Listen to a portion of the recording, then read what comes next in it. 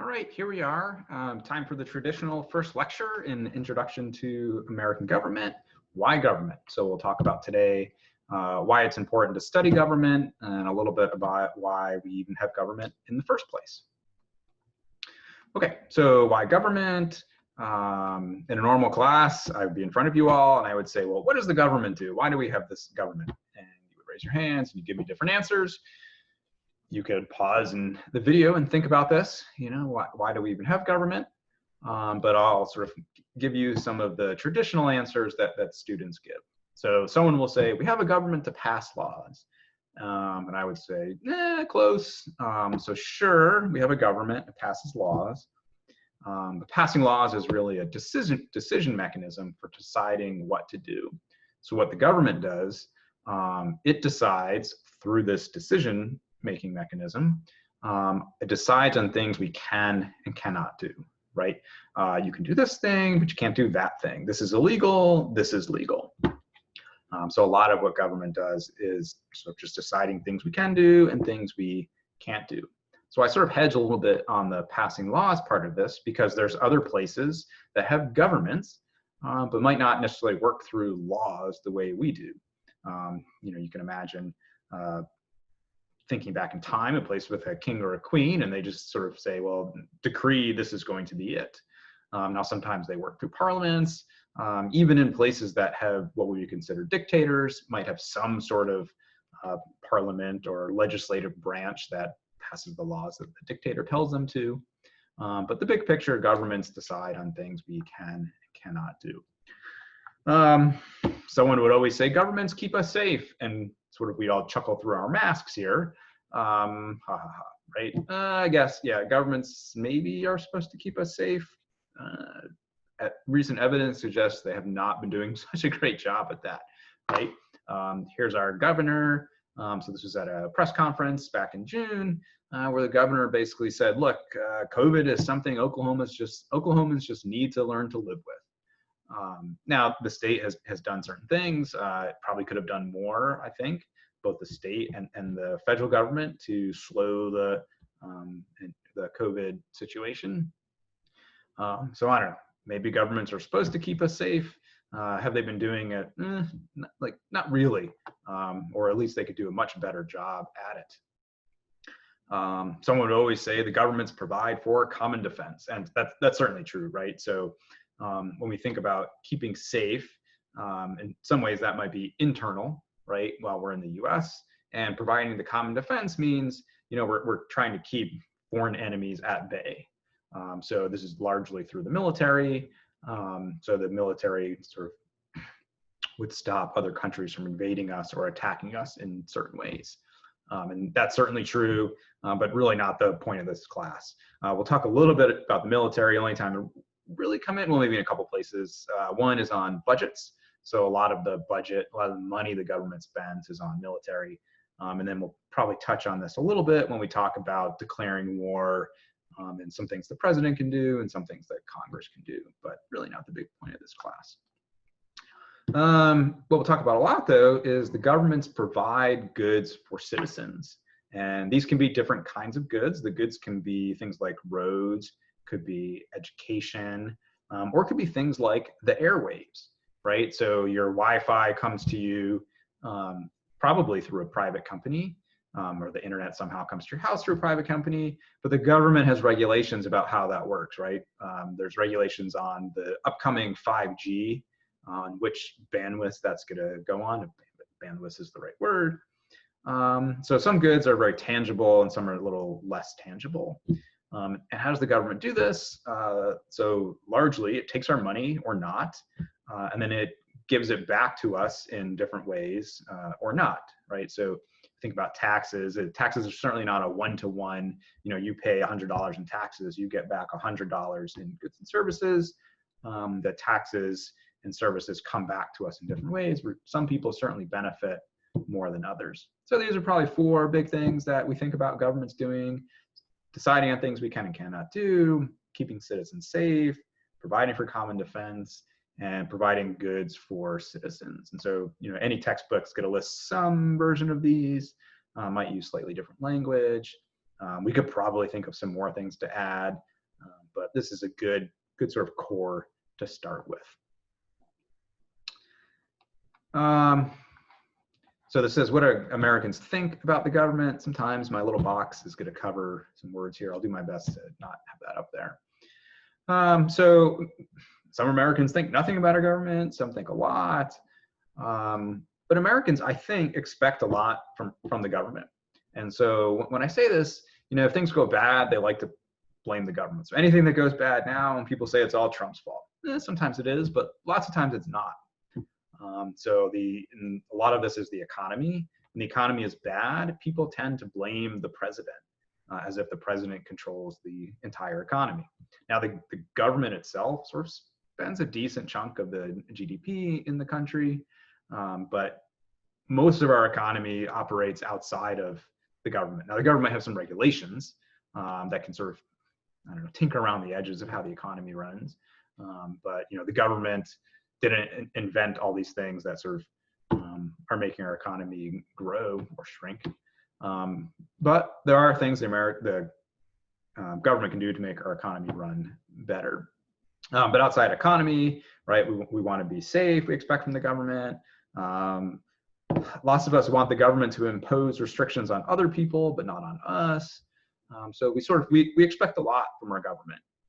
And if you look at how people vote, when things are generally going good, we vote the incumbents, the current office holders, those parties back into office.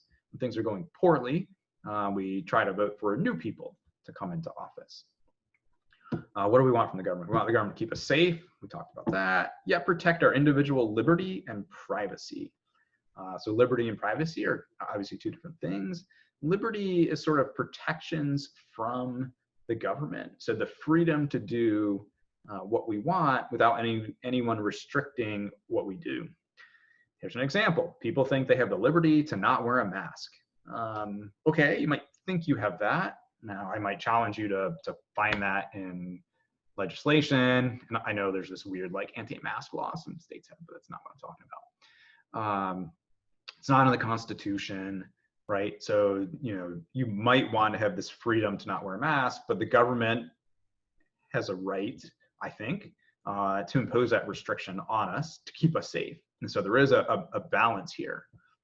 We could think of other, individual liberties, freedom of expression, freedom of the press, and those are balanced with keeping us safe sometimes. People have an expectation of privacy from the government. We don't want the government sort of listening in on us or watching us. And so a potential example here is you see this map on the slide, and this map is showing us how much people were traveling last week relative to now. And so the idea is are people sheltering in place during the coronavirus? Now, this map is actually put together by a private company. I think it tracks probably cell phones, right? So everywhere you go with your cell phone, it's pinging off a tower somewhere, so they being mostly the cell phone company, can track where you're going. But there's a question of, should the government be able to tap into that information? Now, the government might say, well, we think someone's doing something bad, we should be able to tap into it. Should they have a warrant? Should they not?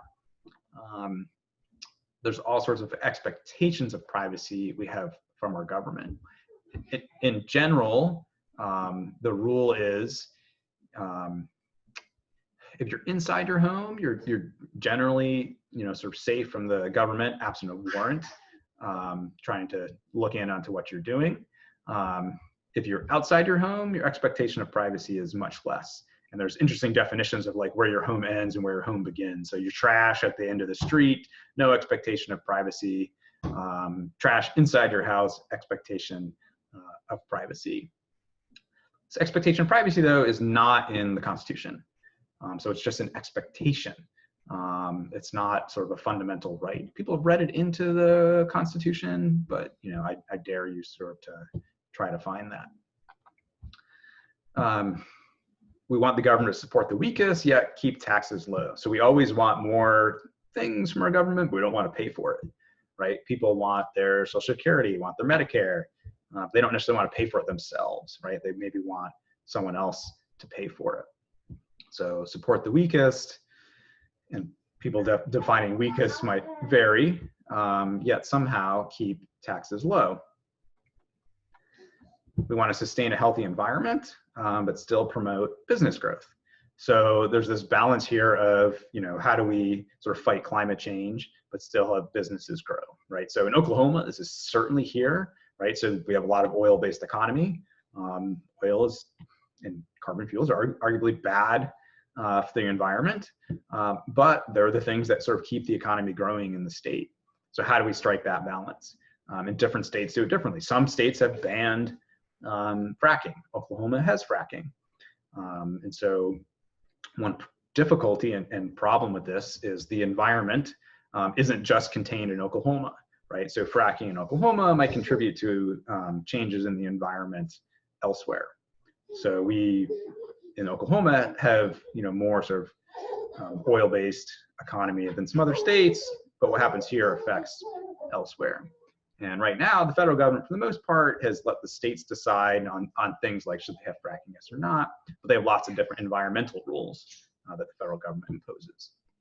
So business growth, but having a healthy environment. Now, of course, you can have both, right? So think about maybe electric cars or imposing standards that maybe help some businesses, right? So Tesla is a car company. They benefited from certain tax deductions and tax credits, and we'll get into that in another lecture. So good for the environment and good for a particular business. We also want to keep government small, but also handle a crisis quickly and effectively. So you think about the coronavirus, everyone said, oh, the government should do something. In some ways, the government isn't set up to handle, a crisis like this. It could have been, it should have been, I would think. But the smaller your government, the fewer people you have to step up and help solve some of these crises. So again, Oklahoma is an example. Our state epidemiologist is not, as far as I can tell, I think is not a full-time state employee. So sometimes it's someone who's taking time off from maybe their job as a professor to stand in as interim position. The government doesn't always pay people as much as they should get paid to be in some of those positions. And so maybe you don't have the best people in those positions.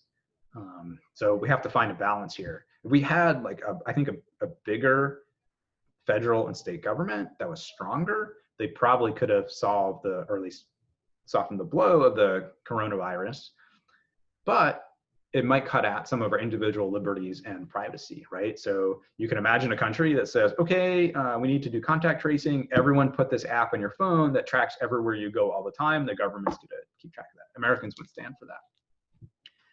So you have to find a balance. So we want all these things from our government, but our political knowledge is far, far from perfect. So we'll look at a little bit of people's knowledge.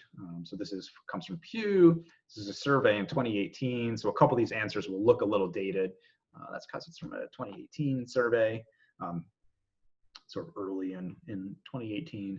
We're going to look at a lot of data over the course of this class. I like charts. I think learning through charts and data and figures is a good way to learn. It's a good visual, helps you remember, but also lets you convey a lot of information in one piece here. So some of the charts will be a little dated.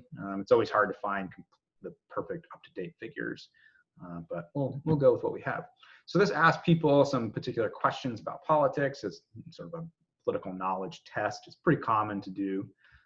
We find people who have more political knowledge also have different views about government than people who have less political knowledge. We'll just walk through some of these questions. So, I'm sure they ask people, which amendment guarantees free speech? And 86%, most people can come up with the First Amendment guarantees free speech. Typical in these tests or these quizzes are, which party controls the government. So in this time when the quiz was taken, or the survey was taken, the Republican Party controlled the Senate, and they still do, or has a majority in the Senate, and the same in the House of Representatives. So most people know who sort of has majority control. They asked a question about the Electoral College, and 76% got this right. Now, I actually didn't uncover the exact question. I'm a little surprised some people after 2016 don't know about the Electoral College. Maybe they think we elect the president by popular vote. I don't know what the wrong answers are here. but fewer people understand the Electoral College and understand things about First Amendment or majority control. Then they asked a question about the maximum number of presidential terms. And I don't know if they asked this question saying like which amendment defines the number or how many can the president serve. I've never been really good at memorizing, you know, like this amendment protects this right. Now there's important ones, 14th, 1st, 2nd, right? Some of them, this is obviously an important amendment, but I don't know. Some of the numbers, I don't always get them right. And so 56% of the people got this one right. They asked a question about breaking ties in the Senate. So the vice president technically breaks ties in the Senate. Happens sometimes. I wouldn't say it's rare, but only about half the population, half the people who were polled knew the answer to this. And then finally, how many votes needed to break a filibuster? And the answer is 60. So, but only 41% knew the answer to that. So arguably, as the questions get a little more technical, need a little more detail, fewer people know. It's kind of important knowing about the filibuster, and later on in the course, we have an Ask the Expert interview with someone who's going to talk about the filibuster. You know, do you need to know 60? I don't know, like what does that get you? You're not in the Senate, but it just gives you an idea of sort of people's general political knowledge. This last one will make a good test question when we get to the chapter on Congress. We also asked people, and this is another poll, this is from 2018 too, about confidence in government. So the prior slide told us what people know. And then this slide asks, and then actually the next couple slides about sort of confidence, trust in government and other institutions.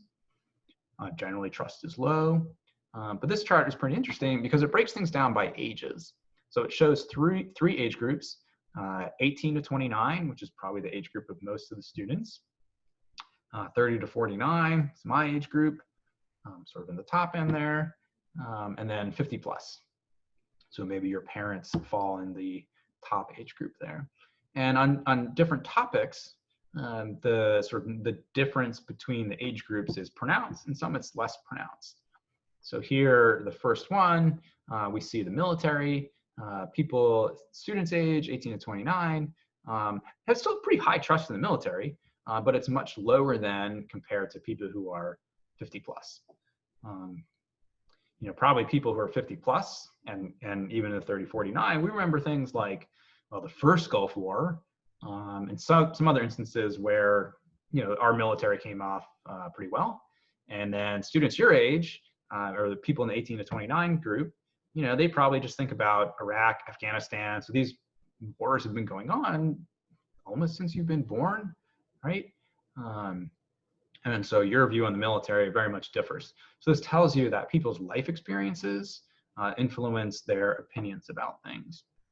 We can look at some other categories, trust in college and university professors. So people who are younger, who are either in college or close to college age, have fairly high trust, right? So, and people who are older have lower trust. I think this is interesting. So people who are in college, who are closest to colleges, universities, and university professors have high trust. So they actually experience from day to day what's going on. Older people on this 50 plus category have less trust. Why is that? Because they see on things like, I don't know, Fox News, that like the liberal college professors are trying to brainwash the students. I wouldn't know how to brainwash people if I tried. You know, I'm just gonna, over the course of the semester, I'm gonna present lots of facts and evidence. I'm not trying to change your views on anything. It's up to you to come up with your own opinions, your own expectations. You know, are there professors trying to do that? Maybe. But, you know, I think you see on some news channels, they talk a lot about how, you know, colleges are liberal and they're turning students liberal, and I don't know, maybe it happens. I don't see it. But I think that's where this difference comes from. I should say, you know, thinking about your own opinions, they're important. I know I've worked with students across 3 different states. So Georgia, Texas, Oklahoma, and actually elsewhere when I was in graduate school. You have a range of views that are all important. You know, I think it's important for everyone to share. We shouldn't shout down people's views. Now, some views are based off of bad evidence. and we should talk about that. But people who believe in a smaller conservative government, those views are just as valid as people who want a larger, more liberal government, right? And that tends to be the big battle. I've had students who are very conservative, students who are very liberal, and I see my job is to help you be successful in your careers, and whatever you want to do. So I've helped students get internships in Republican offices, in Democratic offices. So I'm going to say some things over the course of the semester, and you'd be like, oh, he's a crazy liberal or he's a crazy conservative. I think you want to take things I say over the entire semester. Don't take out one nugget, maybe something that I said that sounded wrong or whatever, and put it up on the internet and people are going to hate me or whatever. It's fine if people hate me. I can get over that. But just, don't take one clip of something I said and think that my entire value system or my entire sort of thought about government is from that one sentence. Okay, so back to this chart here. People's trust in scientists is about the same across different age groups.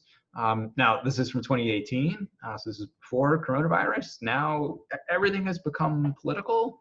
The sports teams you cheer for, or if you even like sports. I like sports, I like college football, but you could see that probably split along partisan lines. So, we're to retake this poll now in 2020, we might see some differences where trust in scientists maybe is a little bit lower. We see trust in business leaders is pretty low across the board, but lowest for younger people, and highest for older people. Trust in elected officials is low across the board and pretty well bunched. I won't put much stake in these differences here. Oh, I should say too, real quick. You're seeing this chart and you're like, well, what are we going to be tested on? I would never ask a test question that says something like, people in the 18 to 29 age bracket, their trust in elected officials is 34, 35, 36, or 37%. That would be the kind of stupid test question. I could ask a test question though, like people's trust in elected officials, is it generally low or generally high, right? So think about big picture rather than trying to nail down what are these like specific numbers associated with a particular group. Or I could ask a test question, who has more trust in college professors? Is it young people or old people, right? So that's a kind of much more general question than trying to get at these numbers. Don't sit down and try and memorize numbers.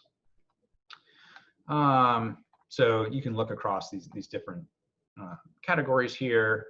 I keep pointing at the screen and you're not going to see what I'm pointing at, but I'm going to do it anyways. I normally pace when I lecture, so sitting here in a chair is kind of hard.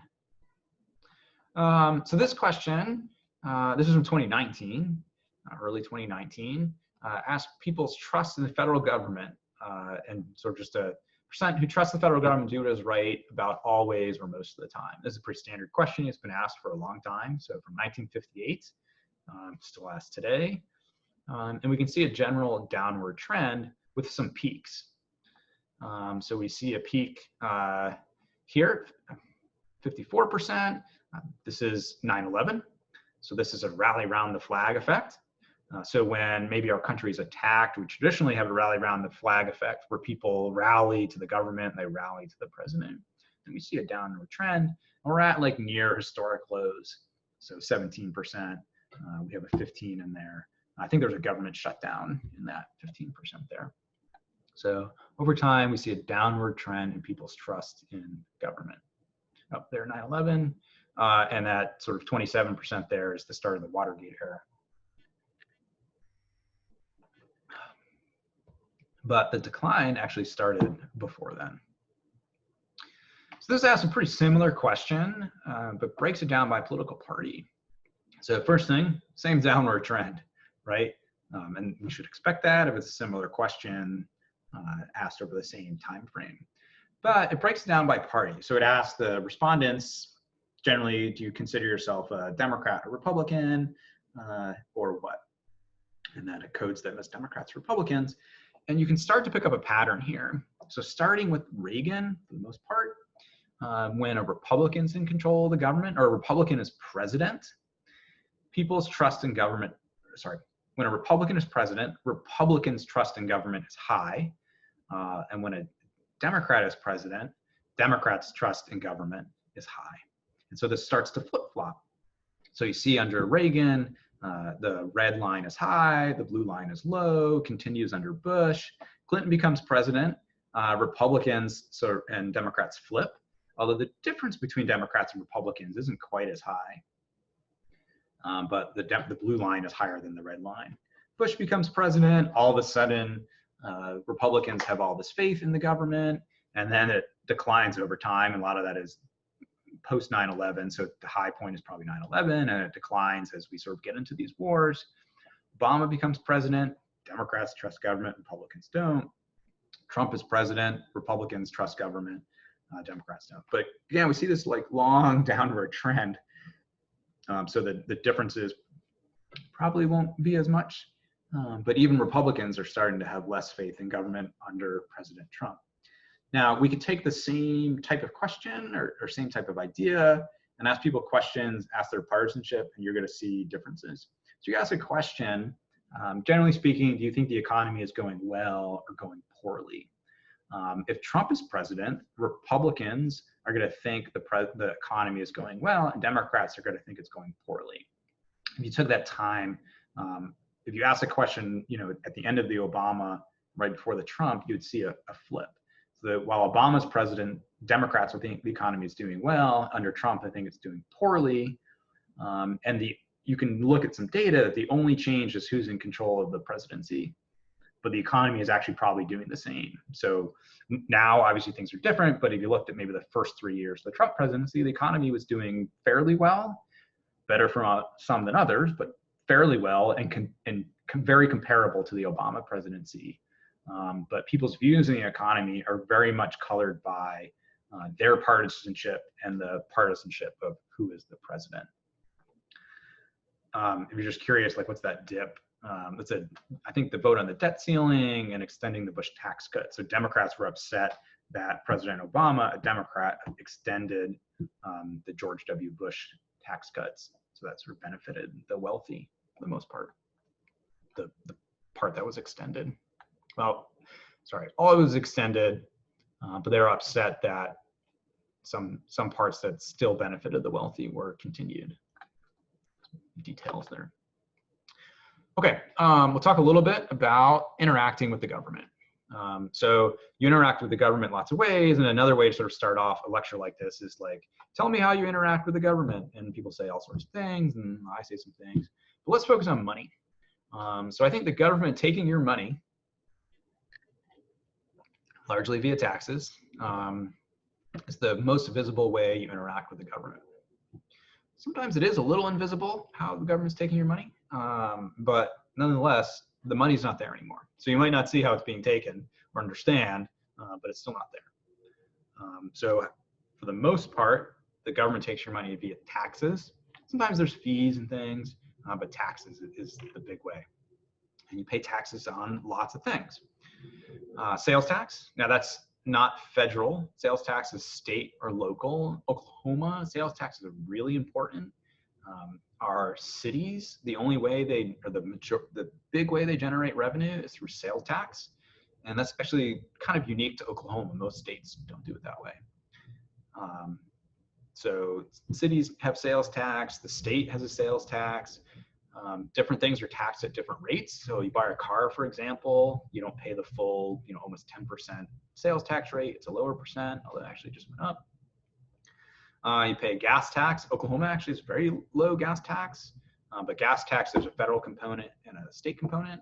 Pay income tax, payroll tax, liquor tax, property tax, and lots of weird taxes you probably don't observe unless you look.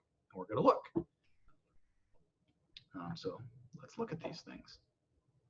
Okay, so the big way you interact with the government through taxes is through your paycheck. So this is a sample paycheck. This is a very simple paycheck.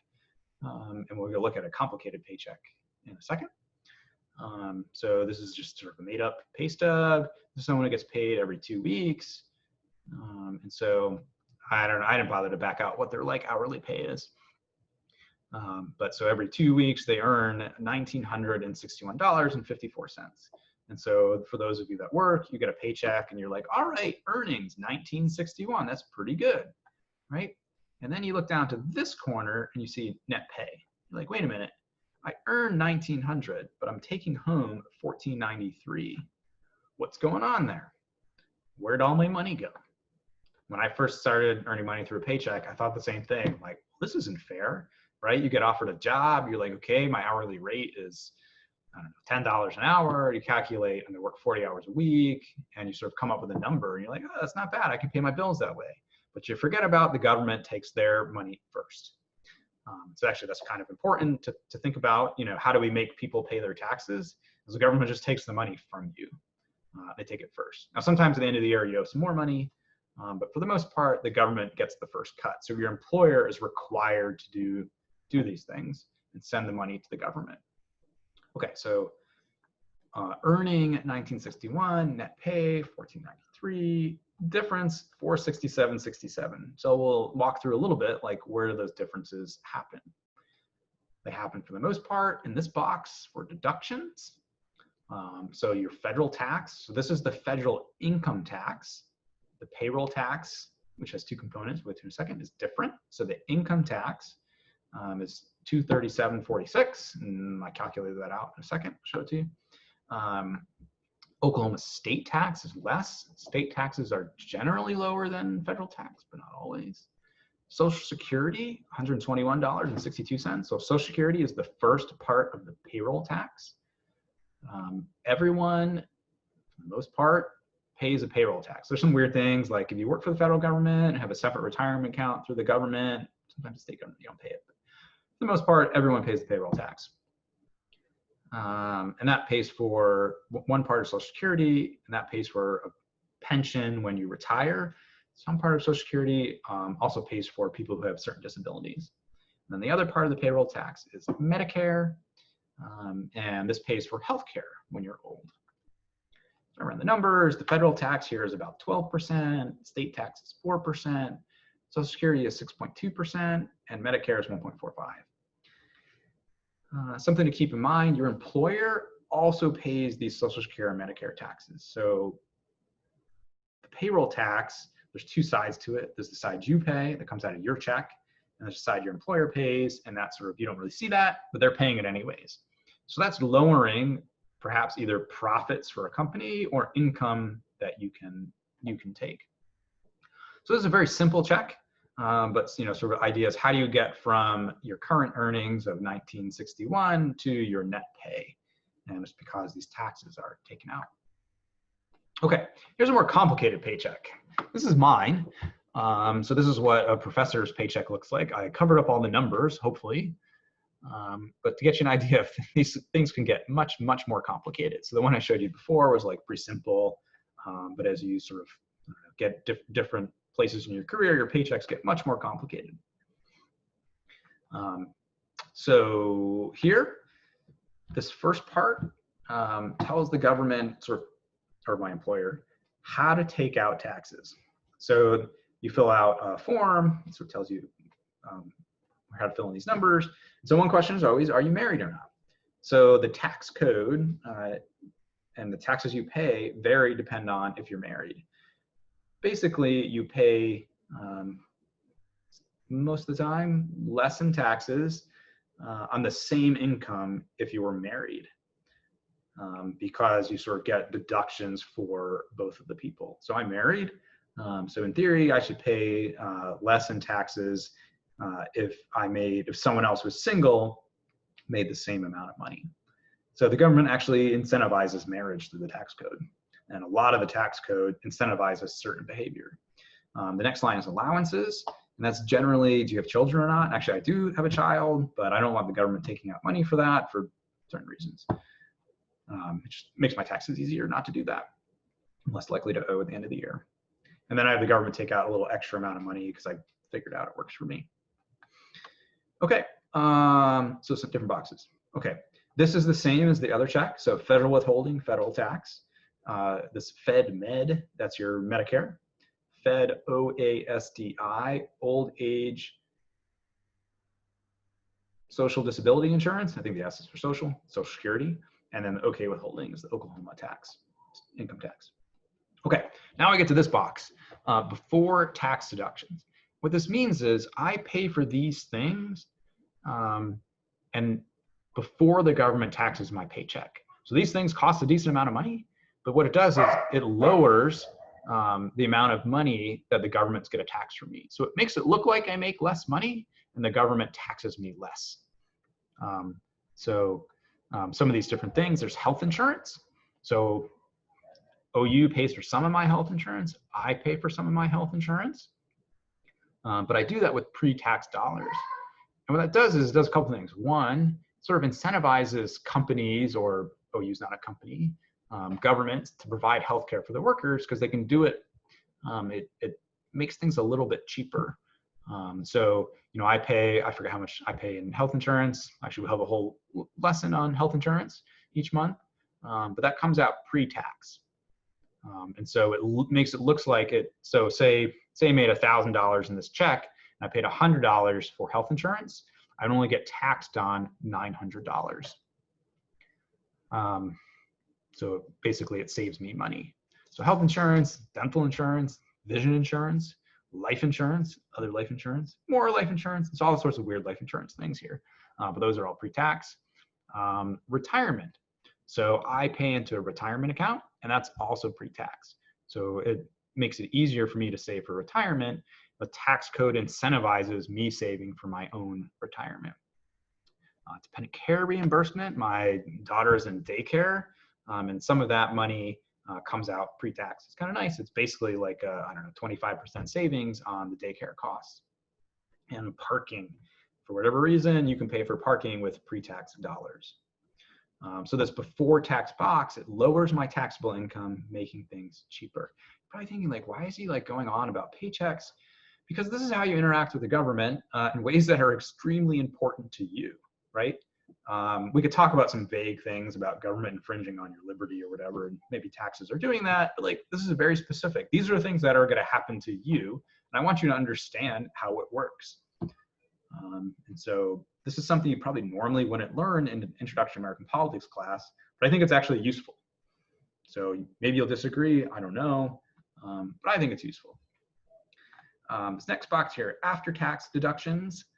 So these are things that I pay for out of my paycheck, but I don't really save any taxes off of it.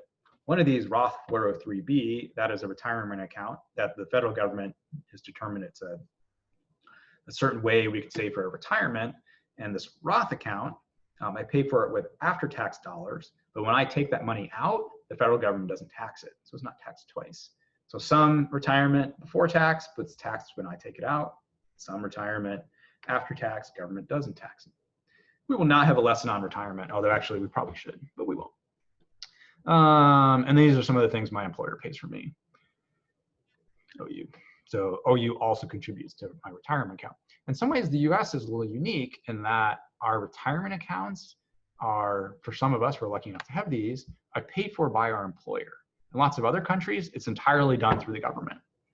And so this means some companies can offer better plans than others, companies or universities or whatever.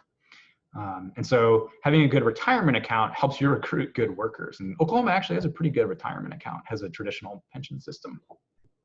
So, but that's enough on the check. But anyways, super complicated, but you will have one of these and you're gonna like, I don't get this, why do any of these things happen? And the government has decided where lots of these things go. And so how do you benefit in certain ways? The government has incentivized businesses providing these things to you by making it sort of lowers the taxes that a business might pay. Okay, where else do you see these weird charges from the government? On your cell phone bill.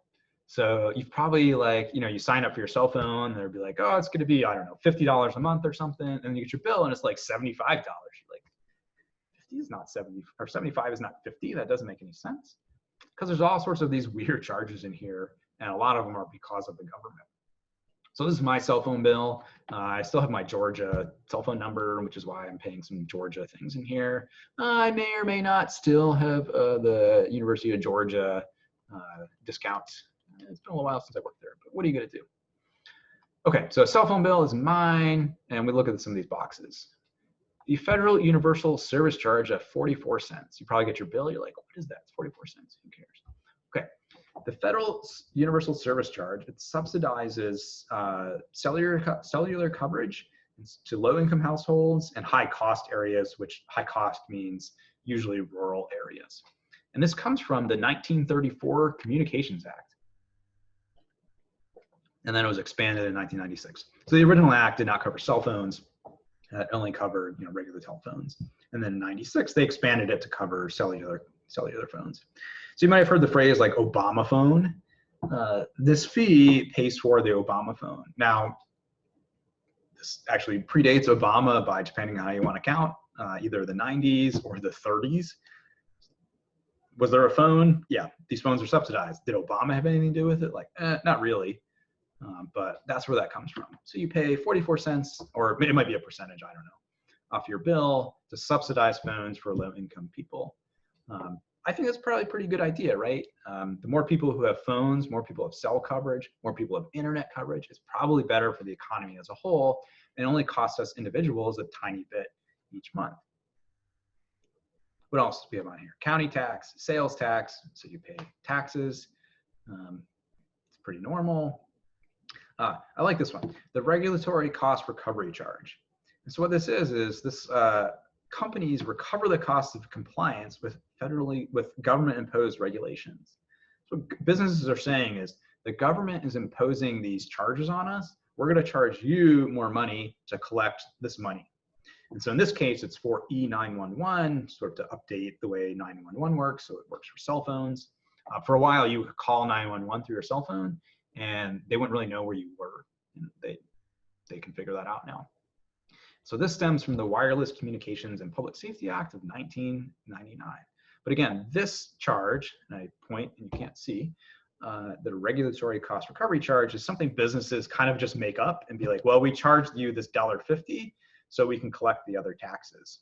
How much is the tax for E911? It's $1.50. So I think I have AT&T. AT&T charges me $1.50 to collect $1.50. What are you gonna do? You just pay it, I guess. So we're interacting with our government through these taxes, through these laws, some of which stem back from the 30s, and the government's taking your money. The government's also involved in cell phones about sort of the airwaves and those sorts of things too. But anyways, these taxes are here, and unless you really look, you don't really know what they are, right? When was the last time you actually looked at your cell phone bill? You probably looked at the amount, you're like, yeah, that seems about right, and there you go. Okay, so let's sum up. We're talking about sort of why government. Government exists to do certain things, and we talk about how we interact with our government. So our expectations about government are pretty high. We want government to keep us safe, give us stuff, and we don't really want to pay for those things. Seems reasonable, but like non-functioning. So people are less happy about contributing to the common good, right? Paying your taxes sort of pays for the common good.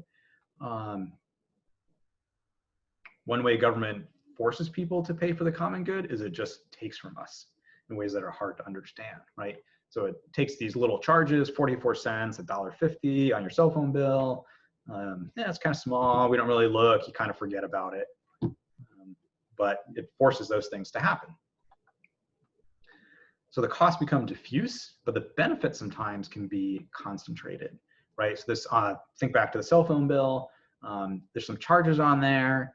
Maybe that go to providing cellular coverage in rural areas. Now you might be from a rural area and you're like, great, like I took advantage of that. But here in Norman, we kind of don't, although there are some rural areas of Norman. So everyone pays and maybe only a few people benefit. Same with the E911. You're like, why do I have to pay for that? I'll never call 911. I bet everyone calls 911 at least once in their lifetime. So we'll learn more about some of these things. We'll learn a lot more about taxes and governments and budgets and stuff as we move forward. So that's it. There's the first sort of real lecture. And so we'll keep going from there.